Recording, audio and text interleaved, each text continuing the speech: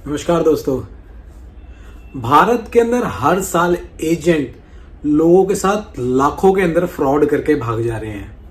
कोई वीजा के नाम पे फ्रॉड कर रहा है, कोई किसी का टाइम वेस्ट करके फ्रॉड कर रहा है, कोई किसी से एडवांस लेके भाग जा रहा है। बस दिक्कत इतनी है कि आप लोगों को कोई सीधा रास्ता बताने वाला नहीं है। इस वीडियो के अंदर मैं आप लोगों को यही बताऊंगा कि आप लोगों ने खुद कैसे अप्लाई करना है। यूरोप जाना कोई इतना मुश्किल नहीं है, बहुत आसान है। बस अपना थोड़ा सा टाइम बचाने के चक्करों में आप लोग एजेंटों के चक्कर में आ जाते हैं, उनकी बातों में आते हो क्योंकि आपके पास नॉलेज नहीं है। तो इस वीडियो के अंदर मैं आप लोगों को सब कुछ बताऊंगा, कैसे अप्लाई करना है, कौन से वीज़ा के अंदर अप्लाई करना है, कौन सी जॉब्स वहाँ पे डिमांडिंग है, जिससे आप लोग अगर एजेंट के पास जा रहे हो तो आप लोगों के फ्रॉड ना हो। तो बिना टाइम वेस्ट के सबसे पहले मैं आप लोगों को यही बताऊंगा जो आप लोगों ने किस कैटेगरी के अंदर आप लोगों ने वीज़ा अप्लाई करना है। तो सिर्फ 3 टाइप के वीज़ा चेक रिपब्लिक देता है आप लोगों को।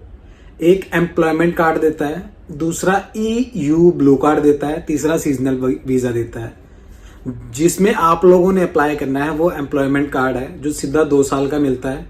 कई एम्प्लॉयर्स ऐसे होते हैं वो पहले 1 साल का देते हैं, बट ऑलमोस्ट 2 साल का ही मिलता है, जिसके अंदर skilled, unskilled, hospitality line, nurse, ये सारे इसके अंदर ही होते हैं। और जो EU ब्लू कार्ड है वो प्रोफेशनल लोगों के लिए होता है, जो IT डिपार्टमेंट, डॉक्टर हो गए हैं, ये इन सब लोगों के लिए है।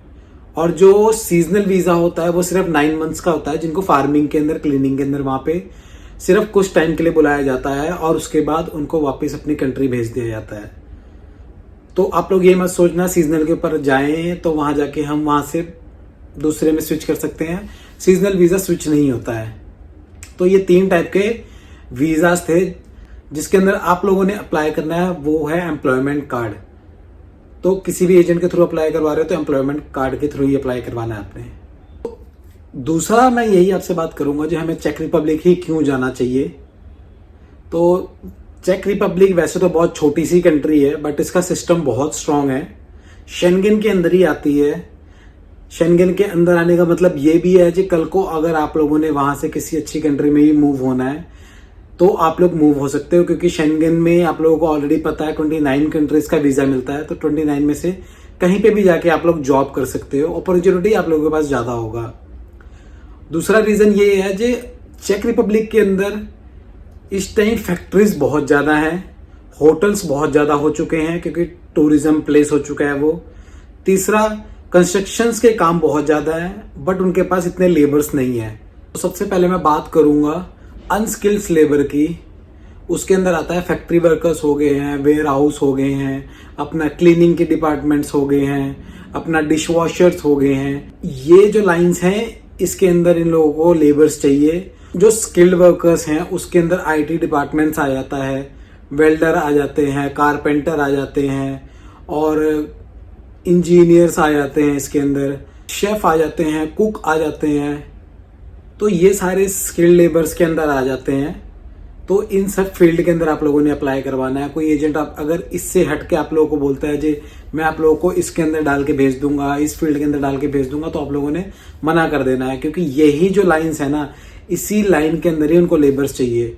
क्योंकि बाकी जितने भी लाइन्स है ना, उनके जो लोकल लोग हैं वही काम कर रहे हैं, वो सबसे पहले लोकल लोग ही प्रेफर करते हैं। तो आप लोग इन फील्ड के अंदर जाइए। अगर आपके पास अच्छी एजुकेशन है, आप सोच रहे हो कि हाँ इसके अंदर क्यों जाना है, तो वहां जाके आप लोग जॉब स्विच कर सकते हो, वहां पे जाके इंटरव्यूज दे सकते हो, तो वहां जाके स्विच कर सकते हो। अब मैं आप लोगों को ये बताऊंगा कि जितनी मैंने फील्ड बताई है इनके अंदर बेसिक सैलरी कितनी मिल सकती है आप लोगों को। तो जो बेसिक सैलरी होती है ना, वो 800 यूरो से लेकर 1200 यूरो तक ही होगी, जितने भी अनस्किल्स वाले हैं। जो स्किल्ड वाले हैं उनकी थोड़ी सी अच्छी होती है, लाइक 1200 से लेकर 1500 यूरो के बीच में उनको सैलरी मिलती है। ये उनके लिए सैलरीज हैं जो फ्रेशर जा रहे हैं, नए नए जा रहे हैं। वहां जाओगे, वहां का कल्चर देखोगे, वहां पे लोगों से मिलोगे तो ज्यादा कमाओगे। तो आप लोग ये बिल्कुल मत सोचना कि कम सैलरी है, कुछ ऐसा है वैसा है। आप लोग सिर्फ निकलो, वहां जाके पहुंचोगे तो धीरे धीरे आप लोगों को वहां का सिस्टम समझ आएगा और अच्छी सैलरी भी मिलेगी, अच्छी जॉब भी मिलेगी, अच्छी पोजीशन भी मिलेगी।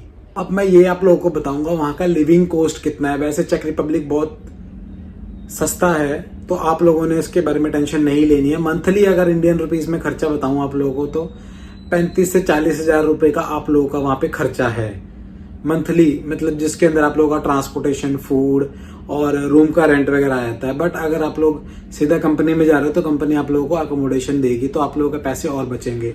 बट धीरे धीरे आप लोग वहां से स्विच करोगे तो मैं उस हिसाब से आप लोगों को बता रहा हूँ। तो महीने का 30 से 35 हजार, 35 से 40 हजार तक आप लोगों का खर्चा आएगा। अब हम ये बात करेंगे जो वहाँ के लैंग्वेज में, तो आप लोगों को कोई प्रॉब्लम हो रही है कि नहीं हो रही है। वैसे वहाँ की जो लैंग्वेज है वो लोकल है वहाँ की, बट अब जितने भी यंग लोग हैं ना वो इंग्लिश में ही बात करना पसंद करते हैं, और वर्क प्लेस जो आप लोगों का होएगा वहाँ पे भी सारे इंग्लिश में ही बात कर रहे होते हैं। तो आप लोगों को इतनी प्रॉब्लम नहीं आएगी। आप लोगों को बस वहाँ का थोड़ा सा वेदर वूदर स्टार्टिंग में नहीं समझ आएगा, थोड़ी तबीयत खराब हो सकती है, तो उस चीज़ से डरना नहीं है। मतलब दवाई वगैरह इंडिया से खुद लेके जाना है, पैरासीटामॉल वगैरह। तो थोड़ी मोटी वेदर की आप लोगों को प्रॉब्लम हो सकती है। और लोकल एरियाज वगैरह में जाओगे तो जो वहाँ के लोकल लोग होते हैं उनसे थोड़ा सा लैंग्वेज में प्रॉब्लम होएगा। बट वहाँ का जो लोकल लैंग्वेज का ना एक कोर्स होता है जो गवर्नमेंट प्रोवाइड करती है फॉरेनर वर्कर्स के लिए, वो 3 to 6 months का होता है, वो बिल्कुल फ्री होता है। तो अगर आप लोग प्रमोशंस चाहते हो अपनी, या आप लोग चाहते हो जो हाँ लोगों से कनेक्ट कर सके, तो आप लोग वो कोर्स कर सकते हो, तो जिससे आप लोगों को काम में हेल्प होएगी और जो वहाँ के लोकल लोग हैं उनसे बातचीत करने में आप लोगों को प्रॉब्लम नहीं होएगी। एक चीज मैं आप लोगों को एक अच्छी चीज बताता हूँ, जो गवर्नमेंट की तरफ से फॉरेनर वर्कर्स के लिए क्या क्या बेनिफिट्स होते हैं। सबसे पहला जो बेनिफिट होता है वो मेडिकल आप लोगों का फ्री होता है, इमरजेंसी चेक। कल को आप लोगों को कोई बीमार हो जा रहे हो तो आप लोग वो जाके, कोई पैसा देने की जरूरत नहीं है, हॉस्पिटल में जाके आप लोग अपना चेकअप करवा सकते हो इजिली। दूसरा, 5 साल के बाद आप लोगों को PR मिल जाएगी।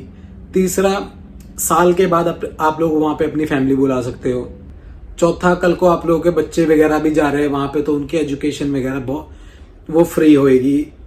तो ये सारी चीजें जो बेनिफिट्स हैं वो वहां के जो लोकल गवर्नमेंट है वो फॉरेनर वर्कर्स को देती है। अब जो मेन चीज है वो आप लोगों को मैं बताने जा रहा हूँ जी, आप लोगों ने खुद कैसे अप्लाई करना है। स्क्रीन के ऊपर पहले तो मैं आप लोगों को कुछ साइट मेंशन कर रहा हूँ, इसका स्क्रीनशॉट ले लो। यहां जाके आप लोगों ने खुद अप्लाई करना है। डॉक्यूमेंट्स कैसे सेट करने हैं, सिंगल PDF होनी चाहिए जिसके अंदर सबसे पहला आपको पासपोर्ट होना चाहिए, सारे पेजेस स्टार्टिंग से लेकर एंड तक। उसके बाद आप लोगों के एजुकेशनल डॉक्यूमेंट, अगर आप लोगों के पास एक्सपीरियंस है तो एक्सपीरियंस लेटर होना चाहिए।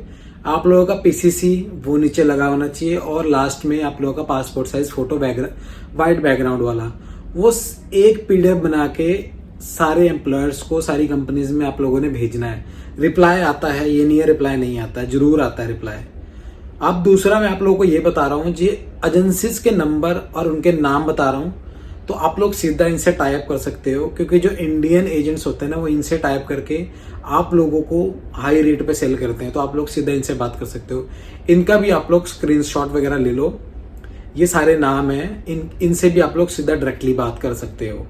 तो ये जो थी, ये मैंने सारी आप लोगों को साइट वगैरह मेंशन कर दिया है। एम्प्लॉयर्स के जो सीधा हायर करते हैं उनके बारे में ही बता चुका हूँ। बस लास्ट में आप लोगों को मैं यही बोलूंगा जी, एजेंट्स के चक्कर में ना पड़ो, पहले खुद ट्राई करो जी। आप लोग कैसे खुद अप्लाई करके देखो, क्या पता आपसे खुद से ही अप्लाई हो जाए और आप लोगों के लाखों रुपए बच जाए। हो सके तो दूसरों की भी हेल्प करो, उनको भी बताओ। मेरे चैनल्स पे सिर्फ मैं यही बताता हूँ जी, आप लोगों ने खुद कैसे अप्लाई करना है, या मैं अपनी वीडियोस में उन एजेंसीज के नाम या नंबर मेंशन करता हूँ जो बिल्कुल जेन्युइन है, जो बिल्कुल भी फ्रॉड नहीं करती हैं। वो आप लोगों का इंटरव्यू लेती हैं, अगर आप लोगों के इंटरव्यू क्लियर करते हो तो आप लोगों को सब कुछ फ्री में देती है, वीजा, टिकट, सब कुछ फ्री देती है।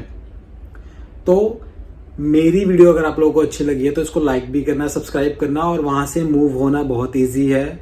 वहां से आप लोग जर्मनी, ऑस्ट्रिया वगैरह जाके मूव होके सेटल हो सकते हो। तो ट्राई करो अपनी लाइफ को थोड़ा चेंज करने का, बिल्कुल भी डरो मत। जो यूरोप वीजा नहीं देता है, कुछ नहीं करता है, सब देता है। उनको लेबर्स की जरूरत है, उनको नहीं मिलते हैं लेबर, तो आप लोग ट्राई कीजिए, ठीक है। अगर कोई और भी हेल्प चाहिए तो नीचे कमेंट बॉक्स में आप लोग मुझसे पूछ सकते हो, मैं साथ के साथ रिप्लाई देके आप लोगों की भी हेल्प करूंगा, अगर कोई भी हेल्प चाहिए तो। चलिए, आज की वीडियो यहीं तक थी, नमस्कार।